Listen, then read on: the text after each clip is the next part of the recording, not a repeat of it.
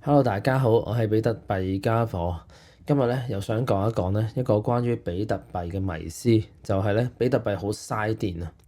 因為啲人話咧比特幣挖礦咧要用好多電咧，好似話每年都要用電量咧多過阿根廷或者挪威成個國家咁樣。首先咧，我哋分開咩叫用電，咩叫嘥電先。咁電力咧係一種資源嚟嘅，我哋透過用電咧去達至某一啲目的，從而獲得一啲價值，呢啲叫用電。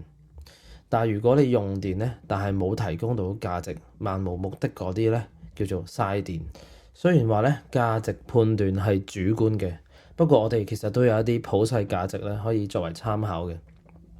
例如咧，我哋用雪櫃咧去儲存食物啦，我哋會開洗衣機洗衫啦，搭飛機去旅行啦，呢啲我哋覺得會係用電。但係如果你出街咧，但係屋企又冇人喺度咧，但係你又繼續開住個電視、開住個冷氣咧，咁我哋會覺得呢啲係嘥電。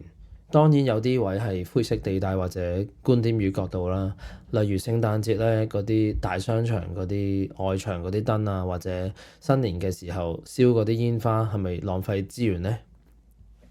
跟住想講嘅係咧，其實懂得利用能源咧係文明進步嘅象徵嚟嘅喎，就好似咧自從我哋識得用火一樣。我哋咧就會用火嚟取暖啦，趕走一啲野獸啦，又可以用火嚟令到啲食物更加安全同埋容易吸收，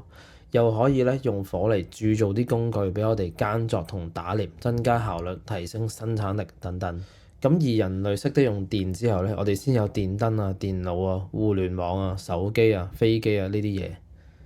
好啦，跟住咧重點嚟啦，到底比特幣點解要用電咧？咁其實比特幣咧係一個去中心化嘅帳簿系統嚟嘅，而呢個系統嘅目的咧就係要確保裏邊嘅交易嘅安全同埋中立性，所以無論佢嘅交易好同埋發行量好，呢啲嘢都唔可以俾人隨便修改到嘅。咁點樣確保到咧？就係透過工作量證明啦。之前咧有一條片咧就主要講工作量證明嗰個概念嘅，有興趣可以睇返。因為挖礦嘅過程咧，礦工係需要付出電力嘅資源嘅，咁確保只有付出咗成本嘅人先可以將啲交易寫上去個帳簿上面。如果冇咗呢個成本嘅門檻咧，即係話任何人都可以隨便修改、隨意寫上去條區塊鏈度咧，咁成個系統咧就會變得好混亂，甚至咧好容易俾人攻擊到。同樣道理，亦都解釋到點解古時候咧啲人會起城堡，點解會築城牆，就係為咗增加攻擊者嗰個成本。入侵嗰啲人咧，佢攻城嘅時候咧需要死好多人，同埋要用好多攻城嘅武器，先有機會可以攻擊到你咯。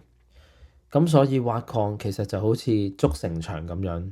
消耗電力其實就係為咗確保網絡嘅安全性。所以咧，工作量證明咧，其實係比特幣喺數碼世界同埋實體嘅物理世界之間嘅一個橋梁嚟嘅。佢將比特幣嘅運作咧同實際嘅資源咧，即係電力消耗咧掛鈎起嚟啊。所以咧，其實比特幣用電越多咧，即係話代表網絡上咧有更加多人去參與挖礦，個系統咧就會越鞏固越安全。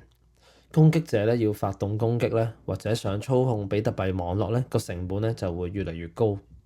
從而咧保障到我哋個人嘅財產安全，唔需要驚通脹同埋政府嘅干預。跟住想講嘅咧就係用一個國家嘅用電量同一個全球性嘅金錢系統作一個比較，其實係冇咩意義嘅。如果真係要比較咧，都應該比較返我哋呢個法定貨幣嘅系統。你可能覺得咧，我喺銀行度個 app 度撳幾個掣就過到數俾你，好似冇咩成本咁樣。但係你又有冇諗過呢啲大財團、大銀行佢哋嗰啲商業大廈 office 係要用幾多電、幾多冷氣，同埋 ATM、解款車、保安等等嘢，同埋呢啲傳統嘅貨幣制度咧，其實背後係牽涉到佢個拳頭有幾大。例如美元嗰個體制咧，背後係有幾多飛機大炮、航空母艦支持住？呢啲其實都用緊大量嘅資源㗎喎。不過同比特幣唔同嘅地方咧，就係即使咧呢啲系統用幾多電、幾多資源都好咧，但係換嚟嘅係乜嘢咧？換嚟嘅只係一個透過不斷嘅通脹去剝削窮人，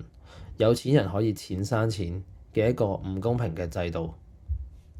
咁最後咧，想總結翻咧，比特幣用電咧，其實係有佢嘅目的嘅，係為咗確保網絡嘅安全性同埋去中心化。用電本身唔一定係一件壞事，可能係文明進步嘅象徵嚟嘅添。OK，咁今日嘅分享係咁多，真係希望大家可以幫手撳 subscribe 嗰個掣，同埋留言理性討論。下次見，拜拜。